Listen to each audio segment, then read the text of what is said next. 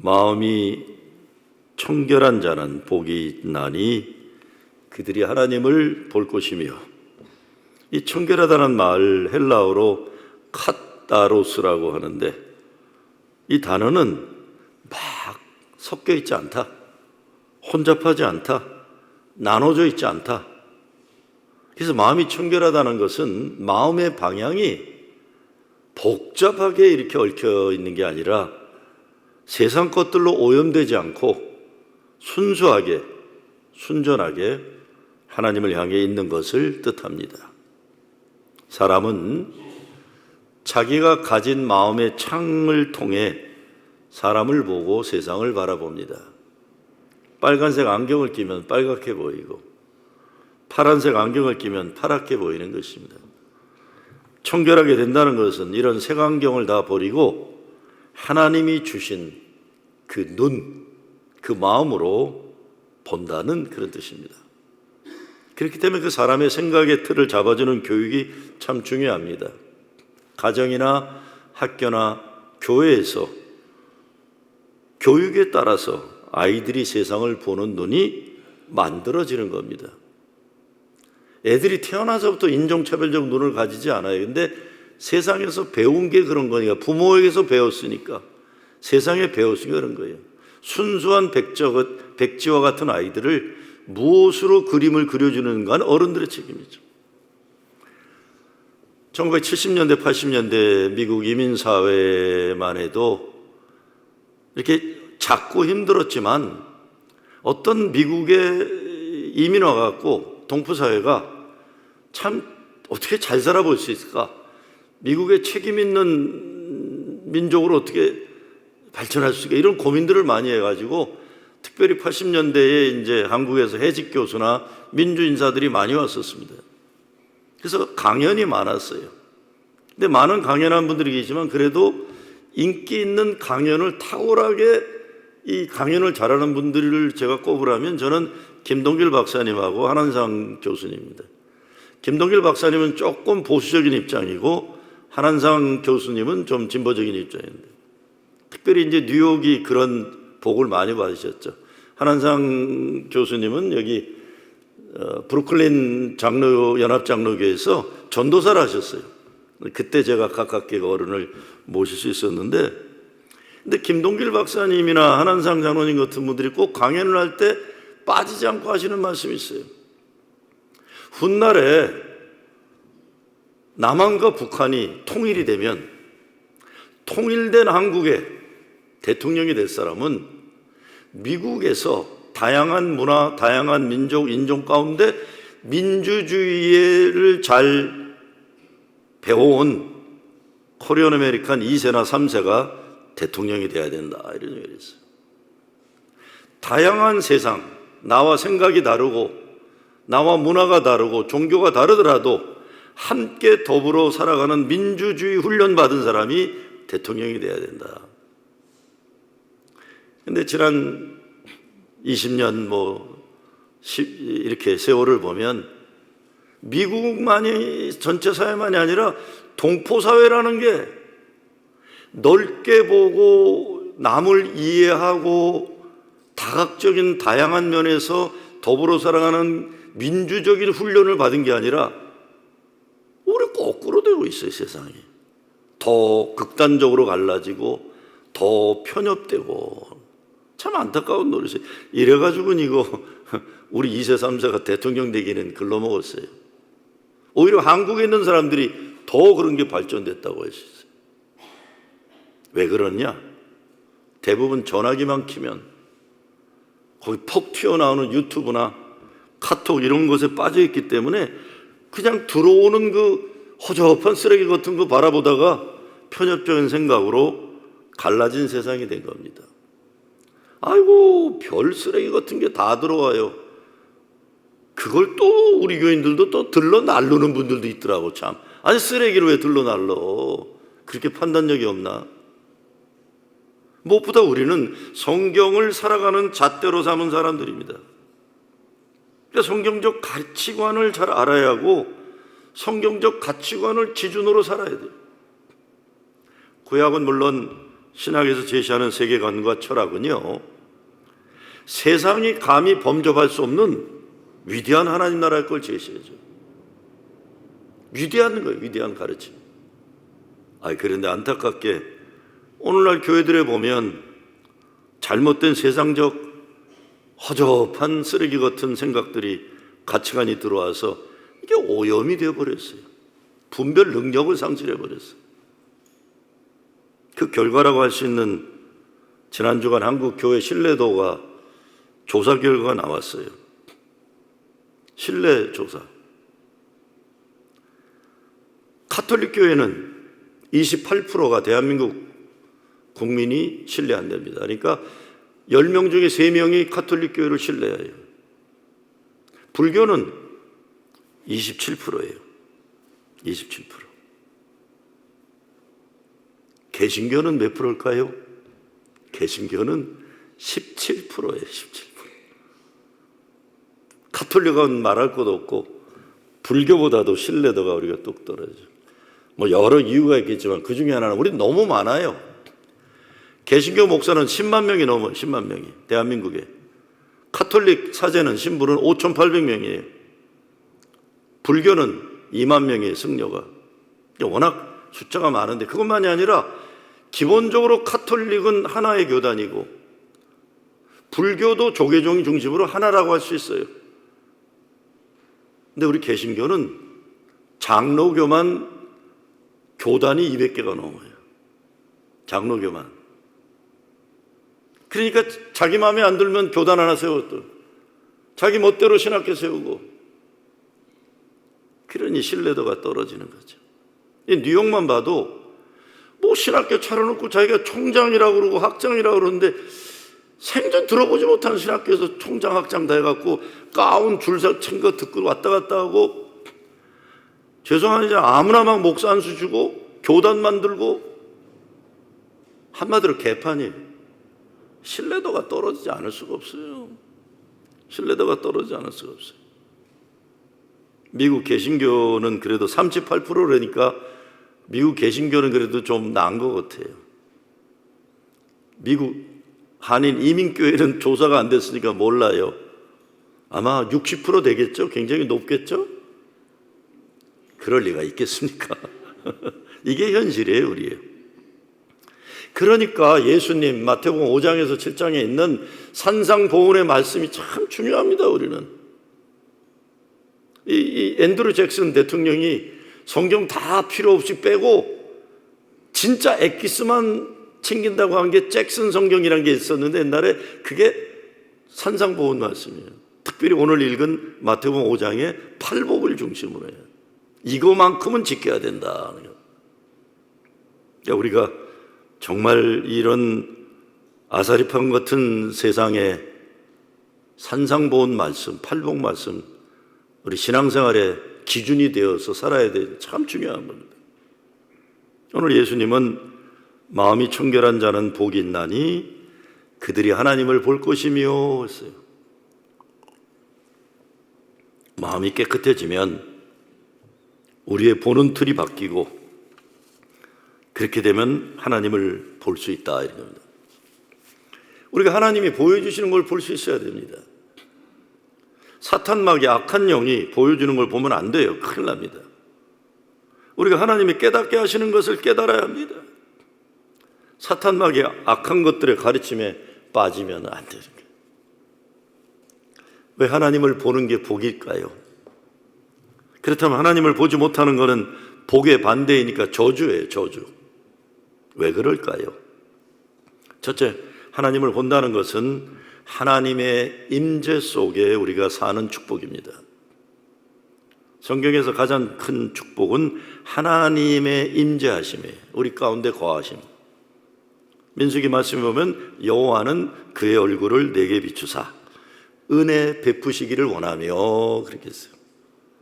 하나님의 얼굴이 내게 비추는 축복.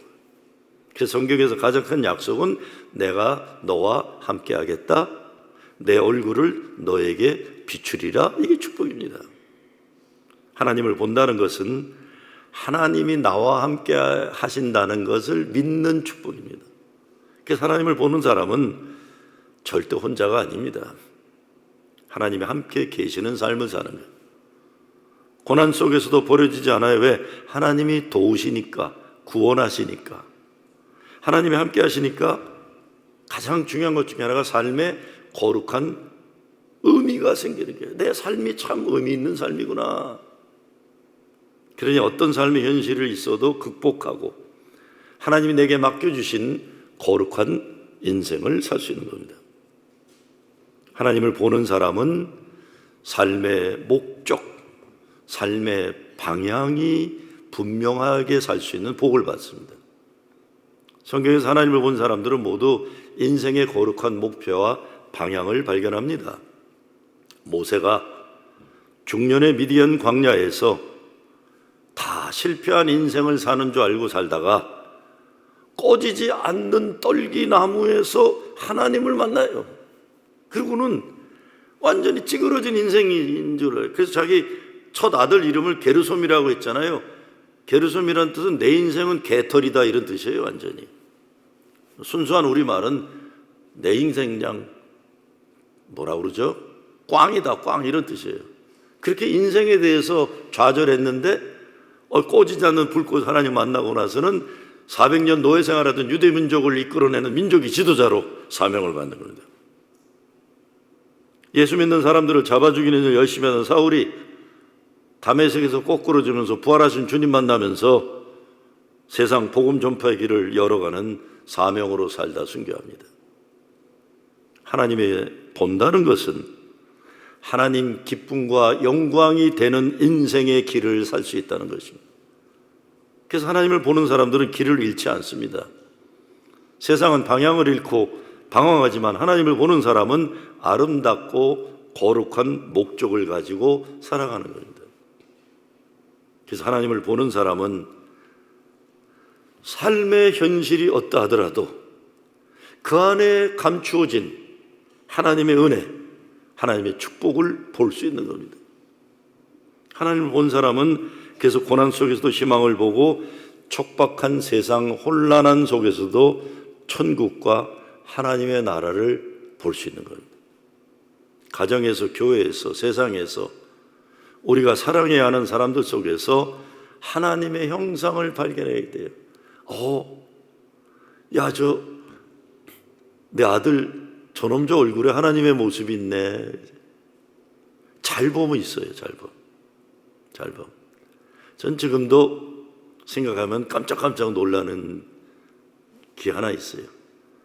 제 아들놈이 5살 땐가 저녁에 야단을 쳤더니 도망을 가더라고요. 이 자식이 막 도망을 가요. 그래서 거기 서 임마! 그러고 막 쫓아갔어요. 막 쫓아가는데 우리 아들놈이 옆을 확 돌아보더라고요. 근데 그때가 저녁 6시인가 여름인가 하는데 우리 아들놈이 고개를 확 돌리는데 난 주저앉고 말았어요. 돌아가신 우리 아버지 얼굴이 거기 똑 박혀 있는 거예요. 여러분 그런 경험 해보셨어요? 내 아들의 얼굴에 아버지가 있어. 나 그다음부터 우리의 야단을 못 치겠더라고. 아버지야. 경험 없으세요? 난 깜짝 놀랐어요. 내 아들 얼굴에 돌아가신 아버지 얼굴이 저렇게 있나. 전 그런 경험을 많이 해봤어요. 하나님의 모습을 발견하세요. 그래서 하나님을 본 사람은 결국 영원한 생명의 복을 받죠. 성경 마지막 요한계시록에 이런 약속이 있어요. 마지막 약속이에요. 그들이 하나님의 얼굴을 볼 것이다. 그들이 하나님의 얼굴을 볼 것이다. 그렇다면 하나님을 보지 못하는 것은 왜 저주일까요? 창세기에서 아담과 하와의 타락 이후에 그들이 하나님의 얼굴을 피하였다 이렇게 되어 있어요. 하나님을 보지 못하면 방향을 잃어버리고 삶의 의미를 잃어버리고 희망을 잃어버리고 그래서 하나님과 영원한 단절이 되는 거예요. 그래서 성경은 이거를 어둠이라 그랬어요. 어둠이다. 사람이 돈이 없어도 살 수 있어요. 좀 그렇죠? 건강이 약해도 살 수 있어요. 그래서 성경에서는 돈이니 건강이 이런 건 잠시일 뿐이라고 말해요. 우리가 볼 때는 70이, 80이, 90이 대단한 것 같아도 성경에서는 잠시 찰나와 같다. 진짜 영원한 삶은 우리 죽음 이후에 천국에서 하나님과 있는 그거 영원한 삶이다. 그렇기 때문에 세상에 우리가 중요하게 여기는 것 같은 그런 것들이 좀 어렵고 힘들고 그렇더라도 그거 괜찮지만 하나님을 보지 못하면 영원한 어둠, 영원한 지옥에 우리는 살게 되는 거예요.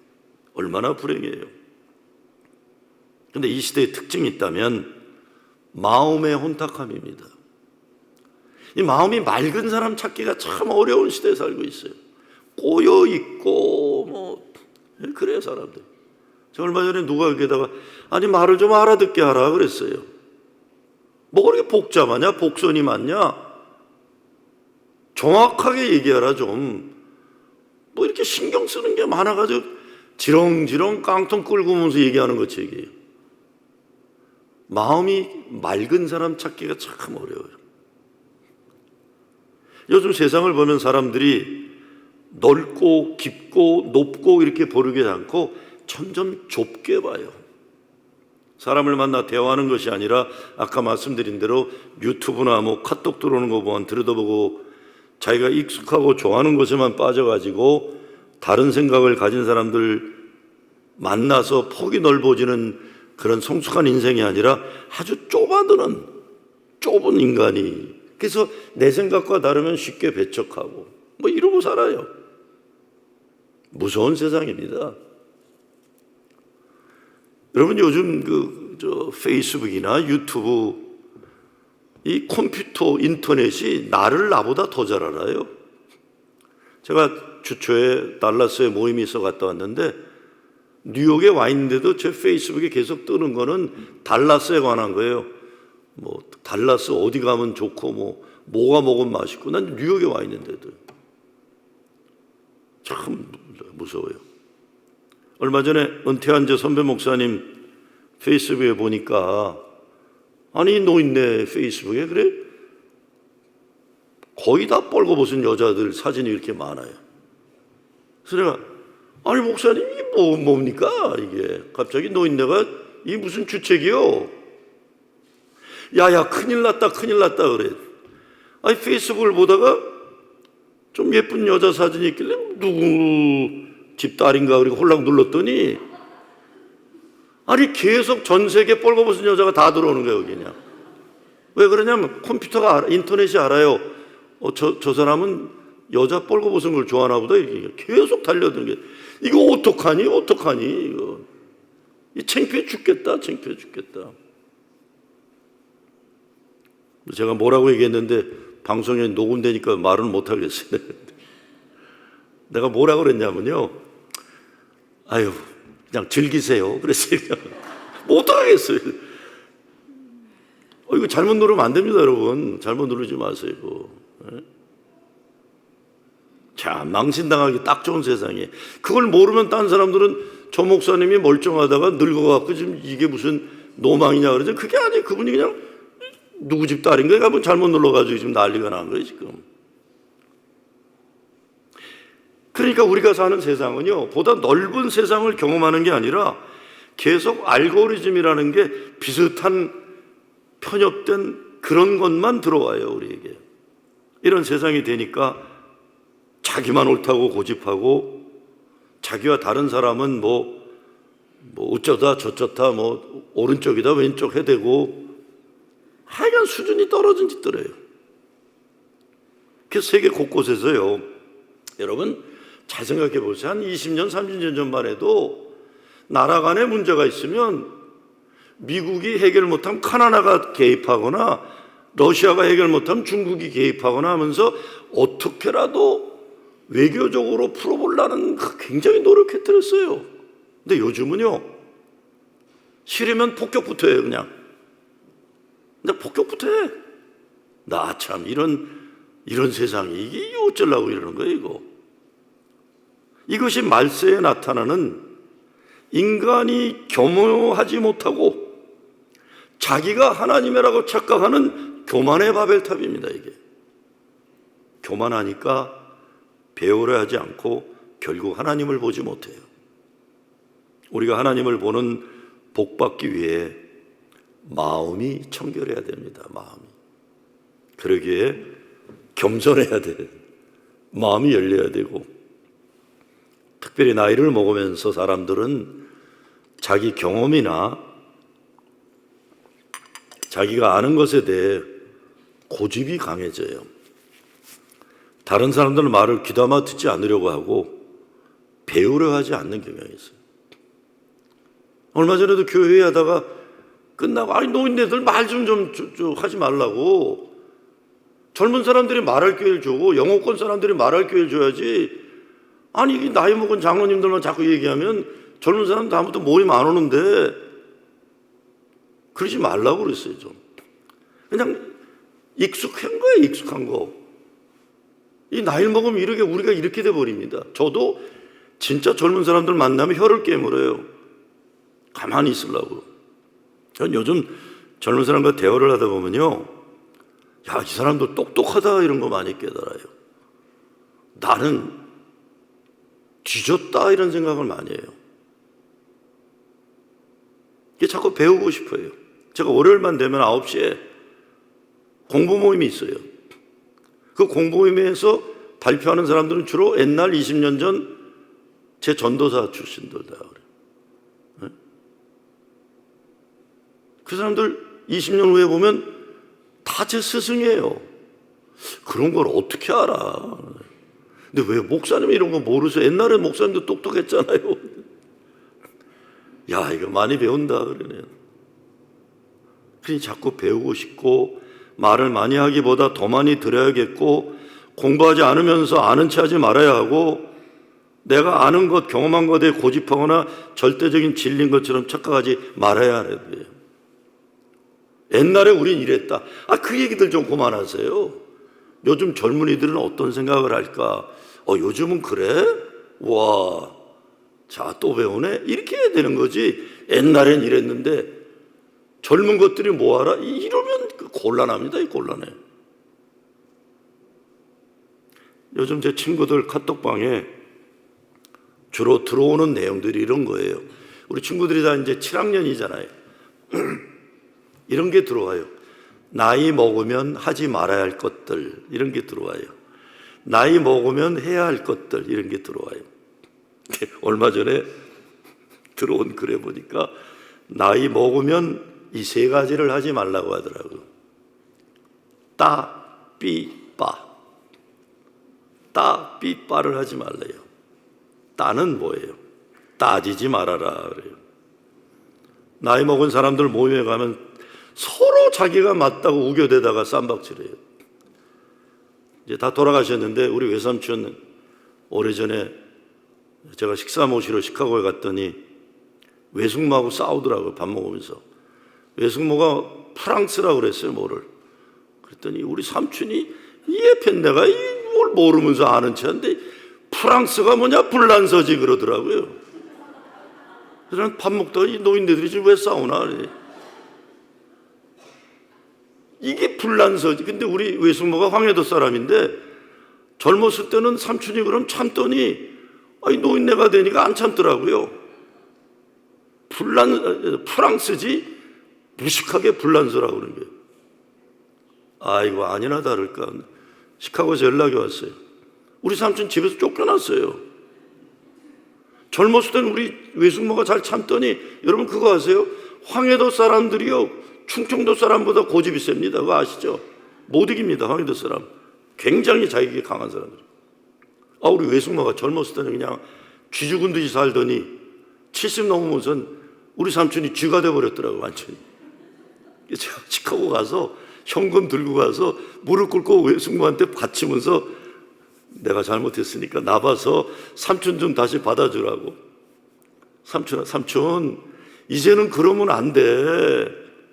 이제는 외숙모가 왕이야. 야, 정호야, 미국은 이런 거니? 그래서 미국은 그런 거야. 외숙모가 왕이야. 제발 그러지 좀 마. 무사하게 살았어요. 그러고 돌아가셨는데, 그게 따지지 말아라. 삐는 뭐예요? 삐지는 거예요. 삐지는 거. 나이 먹으면 그냥 탁월하게 잘 삐지. 저도 뭐 잘 삐져요 요즘. 뭐 말은 안 해서 그렇지 저 장로님들한테도 많이 삐져 있고 지금 뭐 다 삐져 있으라도요. 젊은 목사들 요즘 잘 안 만나요. 자꾸 내가 삐져요. 저게 언제 컸다고 나한테 저러나 뭐 이러고 그래. 나도 잘 삐져요 우리. 근데 세 번째 뭐겠어요? 삐지고 나서는 속회도 안 가고 삐지고 나서는 동창회도 안 가고 자꾸 빠지는 거예요. 그리고 혼자 외로워갖고 그냥 혼자 그러고 있는 거예요. 씩씩대고 있는 거예요. 씩씩씩씩거려요. 아무도 나 안 알아준다 그러고.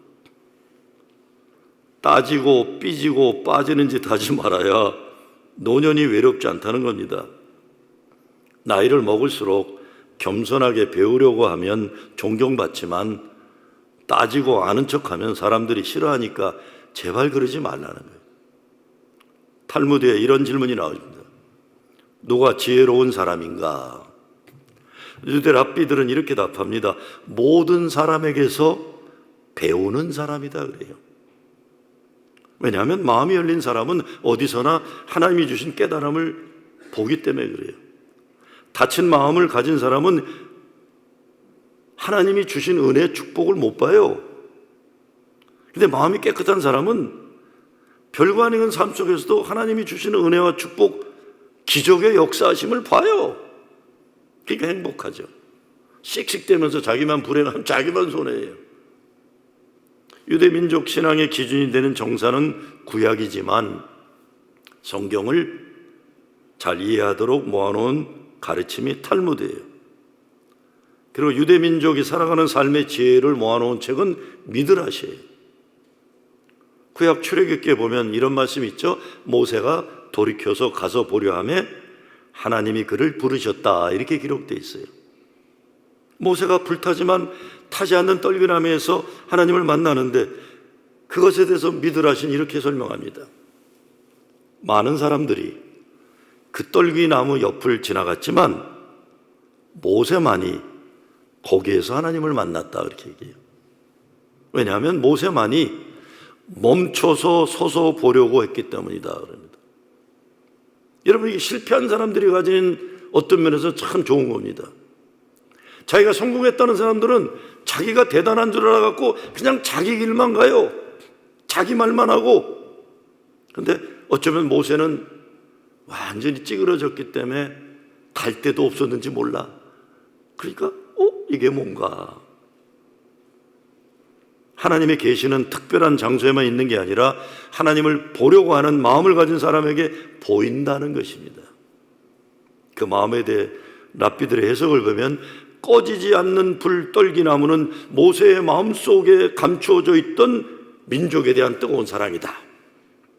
청년의 때 경험한 인생 실패 이 트라우마가 너무 커서 중년에 이르기까지 40년간 기죽어 살아서 모세 스스로가 아무 불씨가 없다고 생각했는데 하나님은 이 감추어졌던 그 불씨를 모세에게 볼 수 있게 하셨다는 겁니다.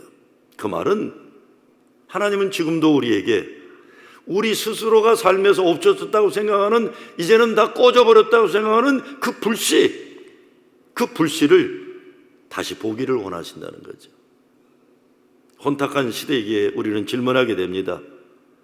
교회의 사명은 무엇인가? 예수님은 먼저 그의 나라와 그의 의를 구하라 하셨어요. 그렇죠? 하나님 나라를 구한다는 것은 세상 방식으로 살지 않고 하나님의 말씀, 예수님의 정신으로 살아간다는 겁니다. 요즘 뉴스를 보면 마음이 무거워요. 지난 주간 미국과 이스라엘이 이란을 공격했는데 이게 잘못하면 장기전으로 가면 큰일입니다. 하루에 10억 불이에요. 하루에 10억 불 지금.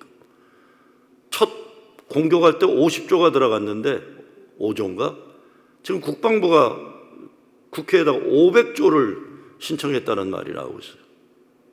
미국에 돈이 무한대로 있는 게 아니죠. 미국이 빚이 많습니다. 미국도.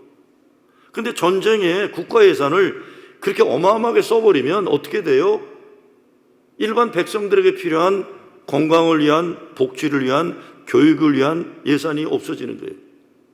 며칠 전 한국신문도 보니까 이 뉴욕 지역에 있던 메디케이드인가 거기 7만 5천 명인가가 지금 75만 명인가 좀 문제가 생긴다고 나오더라고요. 나라에 도움이 필요한 백성들의 삶이 어려워져. 장기적으로 가면 안 됩니다. 빨리 끝나야죠. 그렇게 되면 또 전쟁이 밖에서 일어나면요, 내부 갈등이 심화됩니다. 나라가 어려워지면 제일 먼저 인종 갈등이 일어나는 것만이 아니라 미국의 역사를 봐도 그렇고 다른 나라 역사를 봐도 유럽 특별히 그래요. 어려움이 닥쳐오면 가장 먼저 희생양이 되는 건 이민자들이에요. 이민자들이 문제. 저 사람들 때문에 이 나라가 망한다고 하는 말도 안 되는 거짓말들이 이제 막 나타나는 거예요. 지금 난립니다. 이런 시대의 사람들은 세상을 불신과 분노의 시각으로 바라봐요. 그래서 아무도 안 믿고 이제는 믿을 수 없다. 서로 적대시하고 서로 파괴되는 겁니다. 우리 예수 믿는 사람들은 이런 세상에 우리의 사명이 있는 거예요. 우리는 세상을 십자가 은혜의 틀로, 하나님의 사랑의 틀로 봐야 돼요. 여러분, 제가 목회수장에 있었지만 첫 걸프전 1991년도 폭격을 때렸을 때 저는 굉장히 분노했어요. 35인가 6살에 그때 제가. 우리 군대가 가서 폭격을 했는데 우리 군대 한 사람도 안 죽었어요. 근데 15,000명인가 이라크군인들이 무슨 폭탄인지 몰라도 다 이렇게 얼어갖고 죽어 있어요. 그 사진을 보고 제가 그 다음날 연방청사 가서, 전 평상시 이거 클러지 칼날 안 하는데 내가 성직자라는 유니폼을 입고 나가서 저는 피켓 들었어요. 내가 낸 세금으로 만든 폭탄으로 죽은 수많은 이라크군인들도 하나님의 자녀다. 전쟁을 중단하라. 제가 목회성에 썼기 때문에 다른 말은 안 하겠는데요. 여러분, 그게 과격한 정치활동입니까? 전쟁하지 말라는데. 전쟁을 지지하는 사람들이 과격한 사람들이지 전쟁하지 말라는. 근데 저는 그러면서 계속 과격하다는 욕만 먹어요. 전쟁하지 말라는 거. 나는 이라크 사람들 원수 만들지 말고, 이란 사람들 원수 만들지 말고 외교적으로 해결하라는 거예요. 십자가 은혜로 봐야 해요. 하나님 사랑으로 세상을 봐야 돼요. 그렇게 되면 힘과 폭력의 논리, 강한 나라는 약한 나라한테 함부로 해도 된다는 이런 논리, 이건 아니고 화해와 평화의 길을 걷게 되는, 이게 예수 믿는 사람들의 사명이에요. 세상이 어두울수록 하나님은 깨끗한 마음을 가진 사람을 통해 역사하십니다. 어려울 때일수록 하나님은 세상을 크게 바꿀 능력 있는 인물보다 한 사람을 사랑할 줄 아는 사람을 찾고 계십니다. 세상이 극단으로 갈수록 교회는 더 분명하게 하나님 나라의 길을 보여줘야 돼요. 그래서 우리는 다시 예수님의 말씀으로 돌아가야 됩니다. 우리의 마음이 하나님을 향해 정결해질 때 우리는 하나님을 보게 되는 거예요. 그리고 하나님은 우리의 작은 사랑과 정의의 실천을 통해 이 세상 속에서 하나님의 일을 이루어 가실 것입니다. 이런 말이 있어요. 마음이 더러우면 세상은 거울이 되고 마음이 깨끗하면 세상은 창문이 된다. 오늘 한 제자가 스승에게 묻습니다. 선생님, 왜 어떤 사람은 세상에서 하나님을 보고 어떤 사람은 하나님을 보지 못합니까? 그때 스승은 제자를 데리고 창문 앞으로 가요. 뭐가 보이느냐? 사람이 보이고 나무가 보이고 길이 보입니다. 그러고는 또 제자를 데리고 거울 앞으로 데려가요. 이제 무엇이 보이느냐? 제 얼굴이 보이고 제 자신이 보입니다. 그때 스승이 이렇게 말해요. 창문과 거울은 같은 유리로 만들어졌다. 근데 거울에는 뒤에 은이 조금 입혀져 있다. 그 은 때문에 사람은 다른 사람도 못 보고 하나님도 못 보고 세상도 못 보고 자기만 보게 되는 거다. 그랬어요. 사람의 마음도 그렇다. 욕심과 교만이라는 은이 마음을 덮으면 사람은 자기만 보는 이기적인 인간이 된다. 십자가 예수의 보혈은 우리 마음에 덕지덕지 붙어있는 교만과 욕심의 은을 벗겨내는 겁니다. 십자가의 은혜가 우리의 마음을 깨끗하게 할 때 우리는 사랑해야 될 사람들의 얼굴도 보이고 하나님도 보이는, 우리 고통 속에서도 하나님 보고 갈등 속에서 하나님의 길을 보고 어두운 세상에서도 하나님 나라를 볼 수 있게 되는 겁니다.